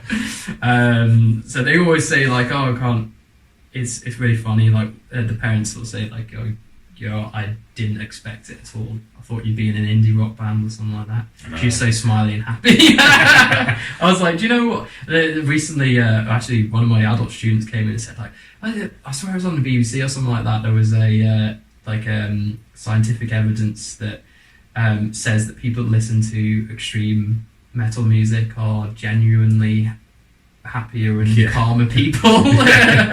I feel I can agree with that. Yeah. You don't see us getting into pub fights. Yeah. When was the last gig you went to and there's a fight broke out? Yeah. You go down to your local where all the football lamps are, a fight breaks out. Yeah. There's the evidence right there. Yeah. I mean, like, it's just it's a generalisation, but, I do know, like, well, everybody in Harbinger are pretty chill people. Yeah. And there's always that stereotype when it comes to heavy music. I mean, like I've got my own little career, and, like, when I go into work, you can tell I'm the only one that listens to metal there. And like when people listen to Griffiths, they're just blown away that like someone like me, who's quite nice and outgoing, can be into such aggressive music. Yeah. I think one of my favourite quotes, my old band played a show, and I had a friend who came and he brought his girlfriend who was like really religious. Yeah. And I don't know why he brought her, but after the show I went up to her and I went, so what do you think of that? And she just went, Jesus wasn't here. That's one of my favourite quotes from one of my shows that I've ever been, and I loved it. I figure that every time. But then you get Christian metal bands. Like, I should have turned her on to some of them, shouldn't I? Yeah. Great. So, like, does having like your own guitar business, like, I assume you pick and choose your own hours and stuff. So you've got plenty of time to do what you need to do with Harbinger and stuff like that. So having like plenty of time, I say yes, but at the same time, sometimes I don't get to do, sometimes there's things I want to do, like write music or do something for Harbinger, or maybe sometimes it's the opposite. I want to do something for the teaching business, but I'm really busy with Harbinger stuff. Plus, I imagine it's going to be like any other jobs. I mean, how many hours a day do you work? So, like teaching wise, I'm like Monday to Friday. That's the way that I've worked it, because I did used to work on the weekends, but I like the fact that I can have a normal weekend along with like my family and my girlfriend and my friends and stuff like that. A social life. Yeah, basically, like you learn to like mold your life the Yeah. way that you want it. Well, some people don't, but but I have done that. But yeah, so I work Monday to Friday. Well, I teach Monday to Friday. Start at like some days I start at 1:30 and I finish at 8:30, and that's all back to back. No breaks or anything. So sometimes it's 7 hours straight teaching, Yeah. and that's groups, one-to-ones. And like sometimes with like most jobs, be like by the time you're done playing guitar all day for a job, you might not want to play guitar. Yeah. Once it's all done, you might go home and go, right, go away. Just Yeah, it definitely does happen. And so the way I structure my day is like I get up and I get up a reasonable, or what I call a reasonable time for me anyways, which I get up at 9 every day. I know that's not early at all compared to some people, but again, I've moulded my life. I've created my life. I work nights. Early for me is 3 o'clock in the afternoon. Yeah, no, exactly. It's you do you, and so like my typical day is 9 a.m. wake up, have breakfast, have my coffee, and then I ease myself into starting to do some work. And I've got a to-do list. I've always got something on the to-do list to do, and I've done that on purpose so that like I am getting into work. So that could literally be write music, which is the fun part. Yeah. And then I might have things that need to be on, like definitely need to be on there, like invoices. So right. Invoicing my clients, or making sure my books are in order, answering emails. I have like emails every day that I've got to answer to, and that could be Harbinger or my business. Could be social media stuff. Like I'm actually quite into doing the digital marketing side of things. Like I do a lot of the Facebook advertising for Harbinger and stuff like that. And you've got to kind of constantly be learning when you're doing that, because it's always changing. And just like learning about what would be best practices next time we release music and stuff like that. From marketing experts. That's the hardest thing, isn't it, about releasing music? It's just like trying to find a way of getting it out there and maximising your exposure without spamming people. Yeah. Like, 'cause that's a very fine line, isn't it? Like, because some people, it's so easy to turn people off your music if they feel like you're pushing it on them. It's so easy to do that, and I'm guilty of it myself. I think I'm not going to name names, but someone inboxed me on Facebook their new single. I was like, dude, like, come on, don't be that guy. Don't. Yeah, I don't do like that. that. I mean, I appreciate you're passionate. I'm just passionate about my music, but there's ways of doing things where you're not being pushy. Yeah. Like, I feel like if it's somebody that's already invested in the band, they don't mind it popping up all the time, and I think that's where the line is. Yeah, I mean, I'm not going to call you an arsehole for plugging in Harbinger single. Yeah. Like, but it's if it's somebody completely new that doesn't really know what you're about and stuff like that. Yeah, that's exactly what it was. Like, I never respond to those messages. Like, I can see that they can get new fans, but how many? And I feel like it's a waste of time all the time. But so it's learning how to like remarket to the people that already listen to you. But then also learning how to market to potential new fans without making it sound like it's shoving it in their face.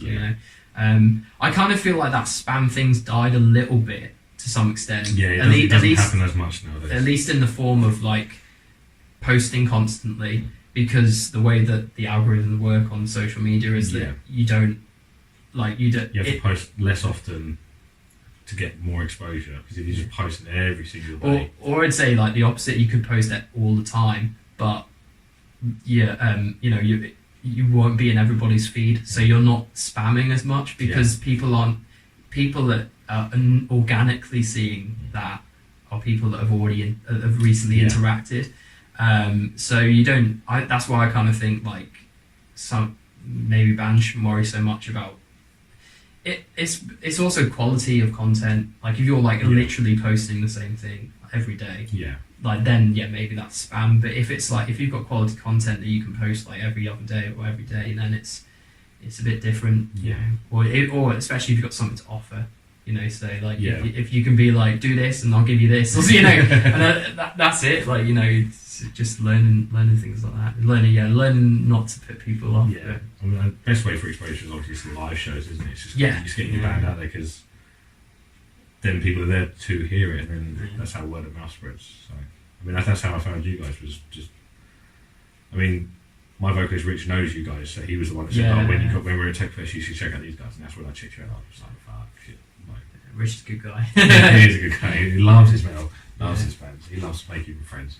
Yeah, well, that's what it's all about, you know. I definitely think like being a nice guy or Yeah. a nice Just girl, don't you be an know, arsehole. is like, you know, being a nice person goes a long way. Yeah, just rule number one: don't be a cunt. Yeah, I was I was in a band once that I won't mention which band it is, but so one of the bands that I was in, I remember somebody saying in the band like, what are we all about and stuff like that, and I think I said like, well, a lot of people know us that we're very down to earth and nice guys, and they just turned their nose up it. They said, you think people are going to listen to you because you're a nice guy? And it wasn't really what I was saying, but at the same time I was like, well, people are going to respect us a lot more if we're nice people, you know. And you know, It's a very weird attitude to I have. know, That is very it's like, yeah, well, that's why that didn't work, but you know, like, yeah. But it's I think it goes a long way. Yeah, it does. And I think luckily I'm in a band with a bunch of nice dudes, so you know, that works really well. Yeah, I think your bassist came to one of our shows in Southampton a little while ago. Yeah. He's just, he's so funny, crackhead. Yeah, He left his keys behind, and we didn't know whose they were, and he'd already left. So we kept the keys with us in case anyone came over to us. And he came back. Yeah. And Had he had a few beers by He'd had a few. Yeah. And he came out to us, he grabbed the keys, he went, funny thing happened, right? I was drunk, and then walked off. That was the funniest thing that happened to him all night. He's probably one of the smartest in the band, but as soon as he's had a few beers, that just like, yeah. He cracked me up that night. That was pretty damn funny. Do you ever find like some people do things a certain way, you kind of wonder why? Like, I ordered the Jason Richardson lesson pack recently, and he was talking about the secrets of the sweep. And I found out when he does bar sweeps, like, he's actually picking each individual note. So he'll play that, like, and I don't get it. Like, it's easier when you go down here, but he even does it on like the higher frets. He will just play it. It's so weird to me, but like it works so well for him. He plays like lightning fast. So he's clearly doing something right. I think what it is like kind of finding what feels natural to you. So like, I might sweep this thing, which is actually a lot slower than some of the things I alternate pick, but it's just whatever flows nicely for you at that bit. Alright, cool. One other topic you wanted to talk about before we end the podcast was about being a diverse musician. Yeah, okay. So like, how important is that to you? Because I mean, I feel like it's different with different people, because for me, my go-to is just metal. I have, to be honest, I mean, I've got my piano playing and stuff, but other than that, I've got no interest in guitar playing beyond metal, if I'm being honest. Like, I've never really wanted to pick up and learn Red Hot Chili Peppers or funk. Like, if there's a song I like Gary Moore that we mentioned earlier, I might give that a try. But like, I guess it's more important for someone like you when you're teaching and doing stuff like that. Like, so what does diversity in being a guitarist and a musician mean to you? So yeah, I think each their own, you know, like I 100% get that, like that, you know, people want to just stick with one style, and I don't know, I find it for me, one, as a professional, it's important to me because I want to be able to help people with lots of different styles. So you don't want someone coming up to you to learn something that you can't teach them. Yeah, I mean, like where I probably draw the line is if somebody comes up to me and says, you know, I wanted to learn classical guitar, and I'll say, like, I dabbled in it and I know some classical pieces, but I'd say, look, I'm not. It takes a lot of dedication. Yeah, I'm not the go-to guy for this thing, and I'd recommend somebody. Like, I keep a database of. I get friendly with other guitar teachers, and you know, so if somebody doesn't want to learn classical guitar, I will point them in the direction of an amazing classical guitar teacher. Like I say, I teach contemporary styles, so you know, anything from pop all the way up to death metal. You know, all the things in between. I'd love to see you teach a 6-year-old in Harbinger.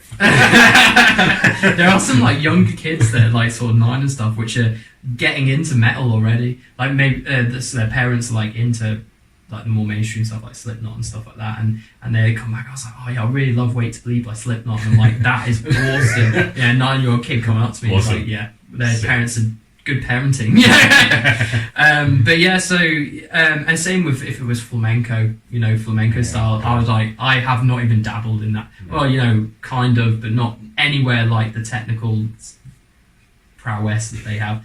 So again, I'll point them in the right direction. But if it's like somebody says that I want to focus on like a more advanced or intermediate player saying that I want to focus on getting good at like funk and soul playing, or like focus more on their blues playing and stuff like that. I want to be able to help them in those areas, and like I always try and make sure that my students are keeping an open mind, because they might never have explored another style, and then there's so much that other style might have so much to give. Yeah. So like, different things click with different people. I mean, like, that's why you and me are in metal bands, because we discovered metal when it clicked. You might teach a kid what needs some funk, and that might click for them, and they might just get into like funk guitar.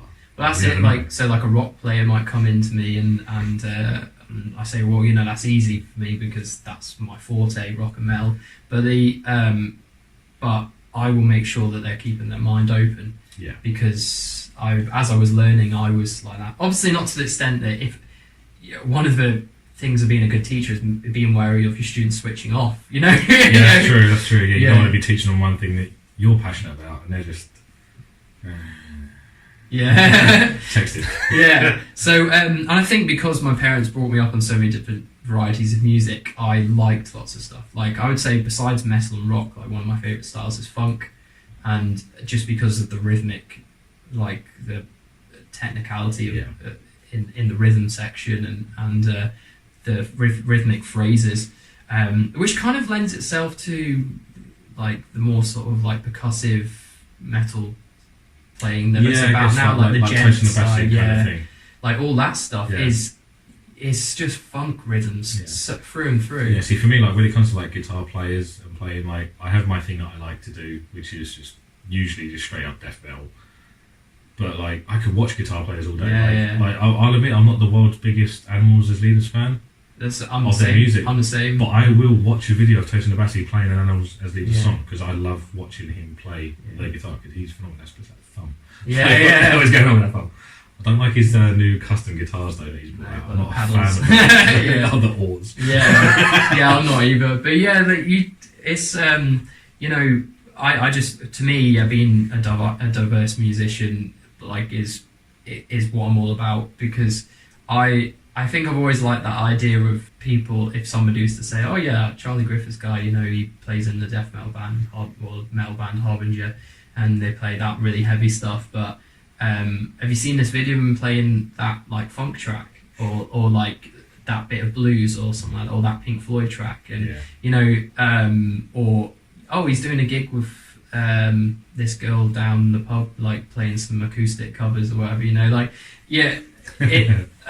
like the idea of being known as just like somebody that could be called up. Covers all of it.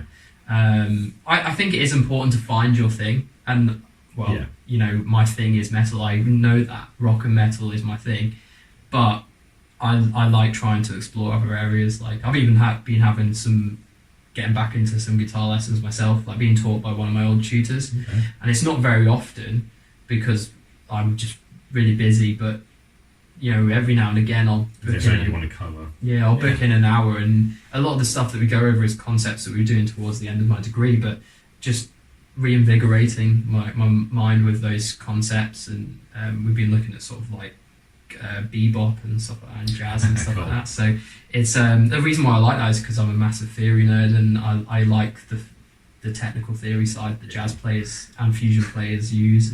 I'm a weird one when it comes to theory. Like my music theory's pretty decent, like in itself. Like I can read music, I know notation, but like my guitar theory is almost non-existent. Like I can't pick up a guitar and just say, right, okay, this riff's like I'll write a riff and then someone else will turn to me and go, no, that's like in the Lydian mode. And I'm like, I can tell you I feel like you have to want you have to want it. Like theory is like adding another string to your bow. It opens up a lot of doors, and it can. You were sort of saying like about writing that you feel like some of us find it hard, and like sometimes I maybe need the theory will help me unlock things. Yeah, like I felt like the theory helped me. Like when I used to, well, I still do, like analysing at what other bands have done and figuring out what they're using, whether they're aware of that or not. You know, because some players are just like through and through, like ear, learn it by ear sort of players. Some are through and through read it, you know, or you know, they're not learn it by ear. They learn it by sheet music, and then I think the middle ground is like a good place to be, like being able to do both. And you can then, like, the more tools you have, you know, I mean, I guess some people could say, like, you know, but if you have too many, you've got too much option. But it depends how you look at it, really. Yeah, I've been meaning to get my guitar theory up to scratch a bit more lately, but who has the time? I find like starting off with something that relates to you, so you know, figuring out what you end up writing in a lot of the time. So like, you know, I think I should do that more or less. I mean, I've been meaning to go back to sort of like older Charybdis material, because obviously the writing process for us is starting soon, and I write very differently, but I do want to sort of take notes from what Charybdis done in the past, so I can keep them. I don't want to change the Charybdis sound completely, even though, like, you know, the lineup's changed. I don't want to change the music completely, but I do want to add my own spice to it. But I need to know kind of what they were doing before like the I joined. understanding of it. Yeah, I find that understanding what other bands do then gives me ideas of like how I can use it myself. Yeah, and especially with Dahlia, you look like you're a big fan of Black Dahlia, and I completely am too. Yeah, like I love that band. Brandon Ellis is an absolute beast. I'm actually learning at the moment the solo to that Verminous single they released. Did you listen to the new one that came out yesterday? I did. It goes like, I love it. It's like super like melodic towards the end of the song. Like, I loved it absolutely. I love that in Verminous, like the riff, the sort of dun, dun, dun, dun, dun, dun. It's just so chromatic. It's like it's like what I picture in my head is them kind of going like, oh, maybe we'll go. We're going to hit all the semitones around this area of the neck, you know, like. It's like, well, I mean, when it comes back down to like when you talk about food, like, there are certain things I do pick up. So when I was learning the Verminous solo, I haven't learned it yet, but there's a section in it where he does so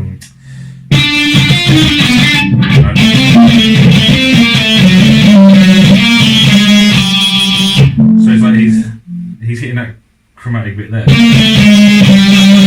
thought it was kind of cool, and like little things like that I do pick up on when I'm like learning stuff. So like so little things like that I do pick up on. So like I do need to definitely extend my theory a lot further. Like, I mean, when I learned how to sweep pick, I was just learning that pattern. That's how I learned sweep picking. But I didn't know what the pattern was. Yeah. I just knew that was the notes I had to play: 14, 15, 13, 10. That's what I learned. That's where I started. I think it was that exact one was. It wasn't the Alexi Lego DVD, was it? No, it was Bleeding Mascara by Atreyu. Oh, God.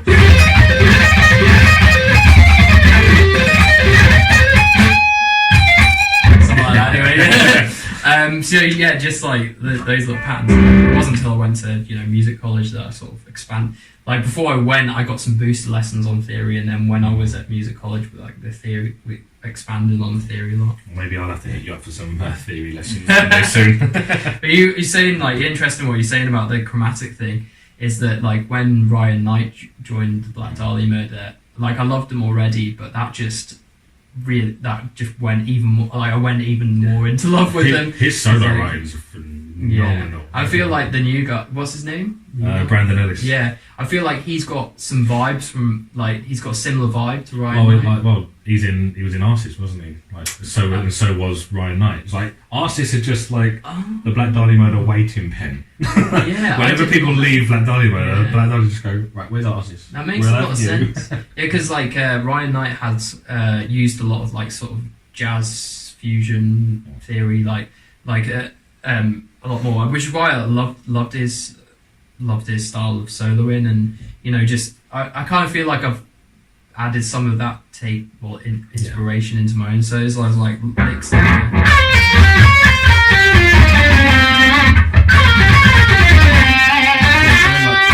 Knight's a bit of a go-to guy for me in metal as well, because I had this thing a little while ago where I found when I was doing exercises, there was one time where I was trying to get my chops up, and all I would learn was exercises.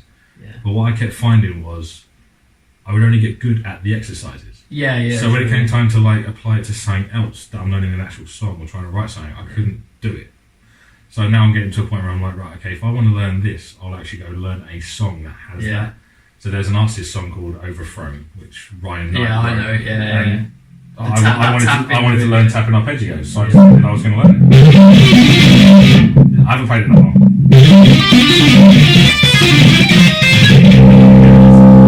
I haven't played that in a while, but like, he's just such a go-to guy for like all that sort of stuff. Yeah, I found that the thing that helped me was work out like I just loved like some of the notes he would land on, and working out what they were, like just really helped me sort of involve that in my own stuff. Like it's almost like he lands like a note or two lower than he should. Like if he's doing something like that, he'll land. He sort of do that sort of thing. He'll just land lower than he should. I feel like he's very aware of like his like what the degrees of the scale that he's using, and like superimposing like major arpeggios over like minor context and stuff, which brings out like some extended sounds, and it's like quite cool. Like the lick in the solo in the Awakening, like right at the end, where it's like. I feel like that's like very Ryan.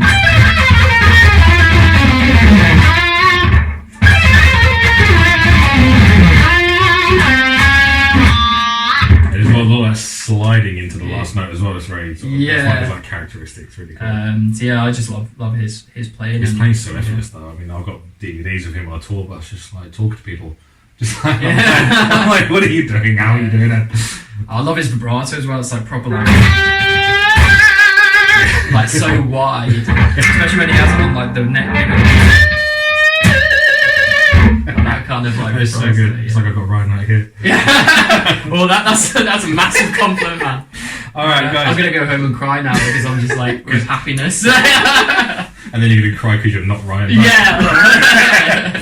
All right, guys. Cool. I think we're end the episode there. I'd like to thank Charlie for being my guest today. It's been a pleasure. If you want to check out Harbinger, I'll link him below. Anything you want to plug? Check out Carillion guitars. They make beautiful instruments.